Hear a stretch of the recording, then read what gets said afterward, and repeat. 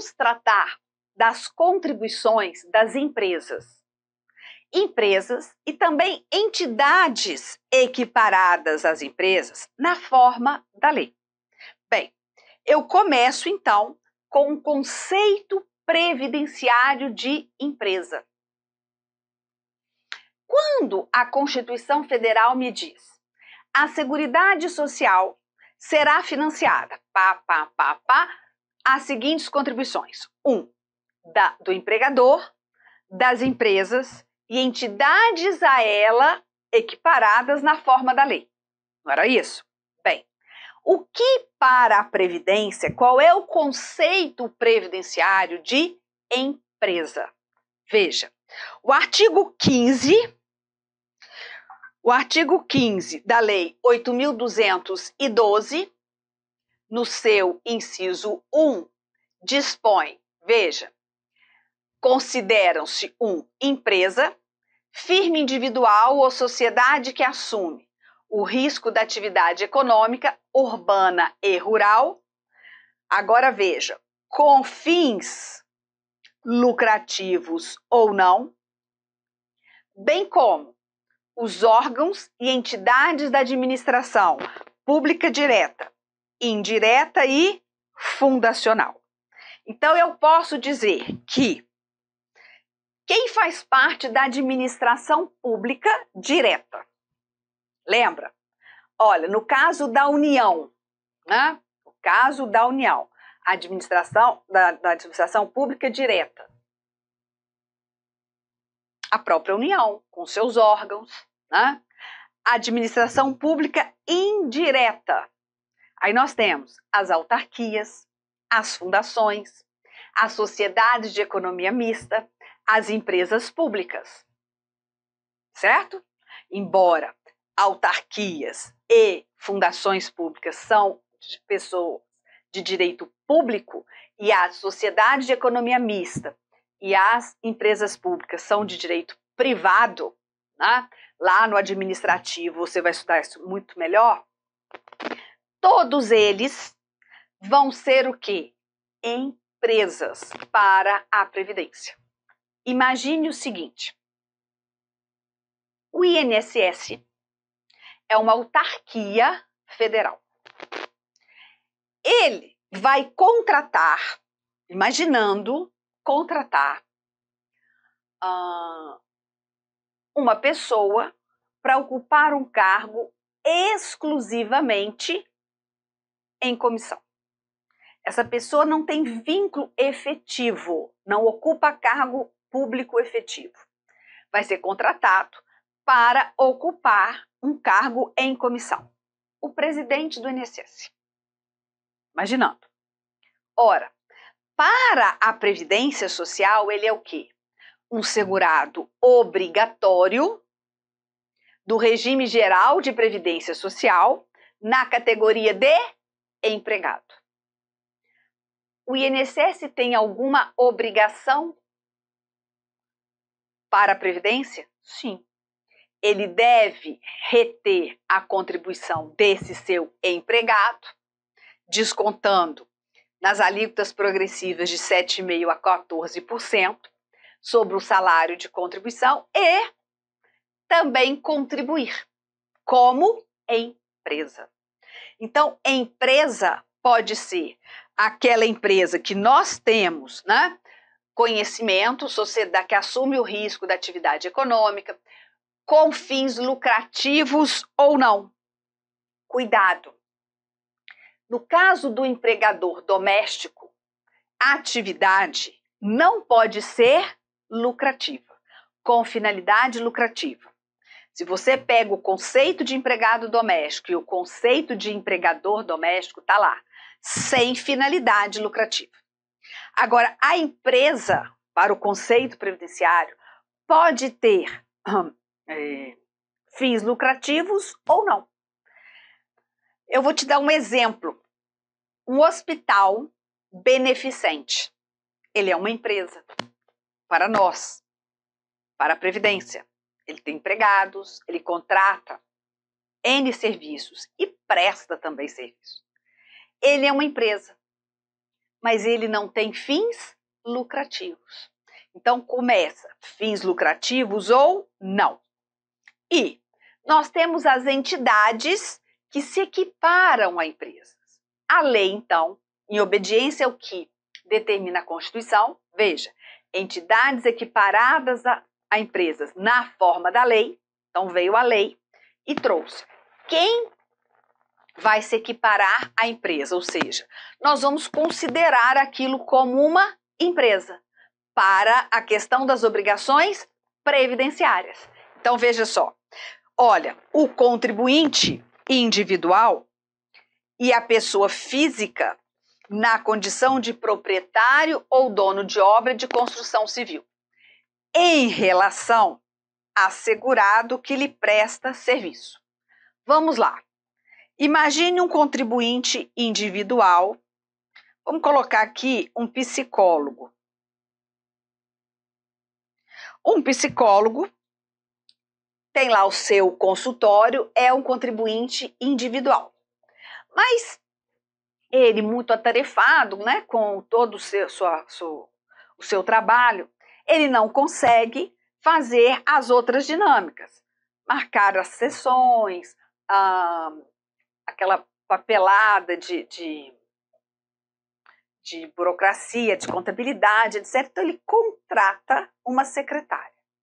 Ora, ele é o contribuinte individual, mas em relação à sua secretária, que lhe presta serviço, né, nesse caso, há uma relação de emprego, ele é uma entidade equiparada à empresa. Então, nós vamos ter para ele obrigações de contribuição previdenciária igual a de uma empresa. Tá? A mesma coisa, o proprietário, pessoa física, dono de uma obra de construção civil. Eu resolvo construir a minha casa e contrato várias pessoas para trabalhar na construção. Não quero contratar uma empresa, contrato pessoas físicas. Olha, dependendo da relação, se vai ter relação de emprego, eu vou me comportar como empresa, tendo as obrigações em relação aos empregados. Se eu contratar um contribuinte individual para fazer, por exemplo, projeto, né? Eu sou entidade equiparada à empresa em relação àquele contribuinte individual. Então, veja, o contribuinte individual, a pessoa física, dono, proprietário, né, de obra de construção civil, ele é entidade equiparado à empresa. Aí veja lá, bem como a cooperativa, a associação ou entidade de qualquer natureza ou finalidade. Missão diplomática, repartição consular de carreiras estrangeiras. Quantas cooperativas nós conhecemos? Para a Previdência, são empresas. E as cooperativas de trabalho, professora? São empresas. Cooperativas de produção, entidades equiparadas a empresas também. Associações, nós temos inúmeras, né? Associações desportivas, associações recreativas, associações de bairro, tudo são equiparados à empresa. Outras entidades de qualquer natureza ou finalidade. O condomínio do prédio, ele é uma entidade equiparada à empresa. Tá? O condomínio é uma entidade equiparada à empresa. Bem, missão diplomática e a repartição consular de carreira estrangeira. Volta lá na qualidade de segurado.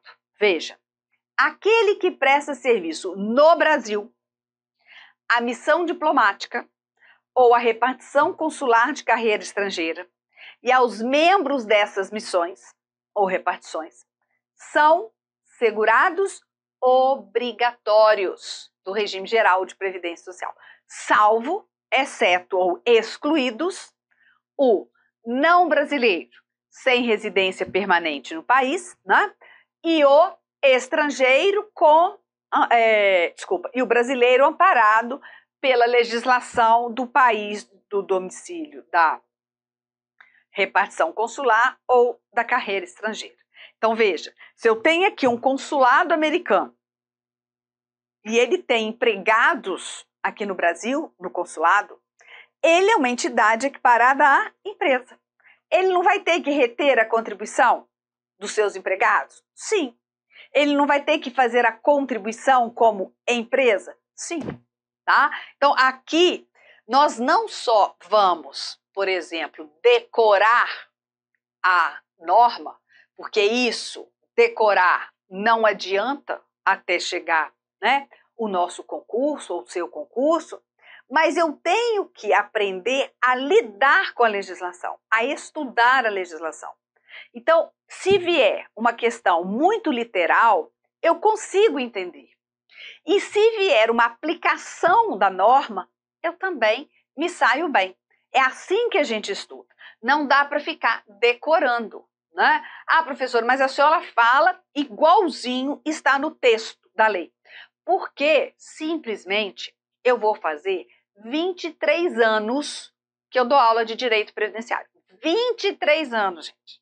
23 anos estudando todos os dias as leis e novas reformas. Aí fica mais fácil, né? Mas você não vai esperar 23 anos para ser aprovado no concurso público. Então, vamos estudar dessa maneira, tá joia? Então, vamos lá.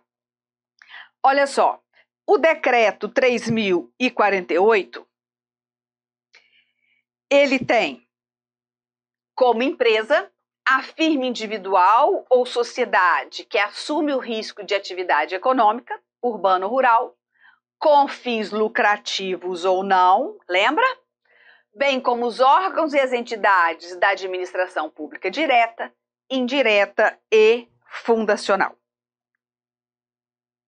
Veja, equiparam-se a empresa. 1. O contribuinte individual em relação ao segurado que lhe presta serviço. A cooperativa, a associação ou entidade de qualquer natureza ou finalidade, inclusive a missão diplomática e a repartição consular de carreira estrangeira. Veja que, olha, o operador portuário e o órgão gestor de mão de obra. Em relação a quem? Ao trabalhador avulso portuário. Bem, o proprietário ou dono de obra de construção civil, quando pessoa física, em relação a quem lhe presta serviço, ao segurado que lhe presta serviço. Então, olha aqui, já tem o órgão gestor de mão de obra, né, no caso do trabalhador avulso. Bem, diante desse conceito de empresa e de entidade equiparada à empresa, eu vou falar sobre a contribuição previdenciária das empresas. Eu vou começar com a contribuição patronal. Eu vou dividir o artigo 22 da Lei 8.212, tá? Então, eu começo com a contribuição patronal. Qual é? É a contribuição que vai incidir sobre a remuneração dos empregados e trabalhadores avulsos. Então, ela é chamada de cota patronal, ou às vezes a contribuição básica das empresas. Então, a Lei 8.212 dispõe no seu artigo 22, inciso 1, o seguinte: contribuição de 20% sobre o total das remunerações pagas, devidas ou creditadas a qualquer título. Eu nem continuo. Pagas, devidas ou creditadas a qualquer título. Vamos trabalhar aqui com o regime de competência. Não vamos trabalhar com o regime de caixa, anota. Ainda que você não saiba o que é isso, mas vai guardar. Trabalha com regime de competência, por isso é pago, devido ou creditado. Mesmo que a remuneração não tenha sido paga ao segurado, ao empregado, já incidiu a contribuição previdenciária pela prestação remunerada do serviço. Tá? Imagine o seguinte, o empregado de uma empresa trabalhou o mês todo. Chega no final do mês ou no início, a empresa não lhe paga o salário. Ah, tá, não houve pagamento de salário, não há contribuição. Ah, sim, há contribuição porque aquela remuneração lhe é devida, mesmo que não tenha sido paga. Por isso fala, total das remunerações pagas, devidas ou creditadas a qualquer título, tá? A qualquer título, durante o mês. Veja, durante o mês. Aos segurados, quem são? Empregados e trabalhadores avulsos, que lhe prestem serviço. Olha, remuneração destinada a retribuir o trabalho, qualquer que seja a sua forma, inclusive, prova de FCC, inclusive as gorjetas, os ganhos habituais sob a forma de utilidades e os adiantamentos decorrentes de reajuste salarial, tá? Então, olha só, remunerações destinadas a retribuir o trabalho, quer pelo tempo à disposição do empregador ou tomador de serviço. Então, mesmo que ele esteja à disposição, nos termos da lei, ou do contrato, ou ainda de convenção ou acordo coletivo de trabalho ou sentença normativa. Então, nós temos aqui, olha, veja aqui. Aqui eu tenho o total das remunerações pagas, devidas ou creditadas a qualquer título.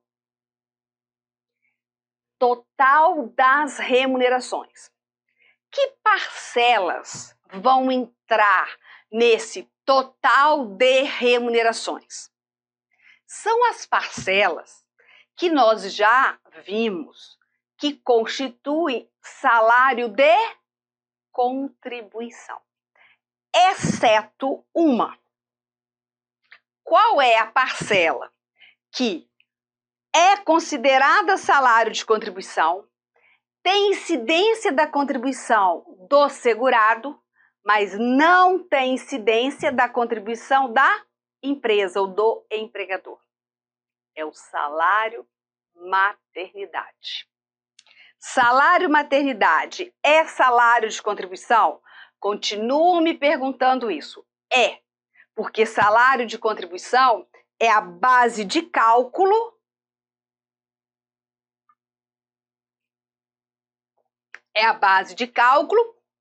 da contribuição dos segurados, com exceção do especial. Então, salário maternidade sofre incidência de contribuição do segurado? Sofre. Sofre incidência de contribuição do empregador? Não. Por quê? Porque o Supremo Tribunal Federal declarou ser inconstitucional a contribuição a cargo do empregador. Então, veja, se eu tenho como salário de contribuição a parcela de gorjetas, parcela de comissões, parcela de salários, horas extras, isso tudo vai compor a base de cálculo da contribuição patronal da empresa? Vai. Vai. E mais, aqui é o total das remunerações. Não se fala em total do salário de contribuição. Por quê? Porque salário de contribuição tem limite máximo. Aqui é total das remunerações. Então, se houve a totalidade, somou ali 100 mil reais, a contribuição vai incidir sobre 100 mil reais. Tá? Então, totalidade da remuneração, paga, devida ou creditada a qualquer título durante o mês. A quem? A segurados, empregados e trabalhadores avulsos. Qual é a contribuição? 20%.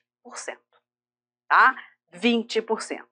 Bem, só que quando a empresa for uma instituição financeira, essa contribuição patronal de 20% sofre um acréscimo de 2,5%.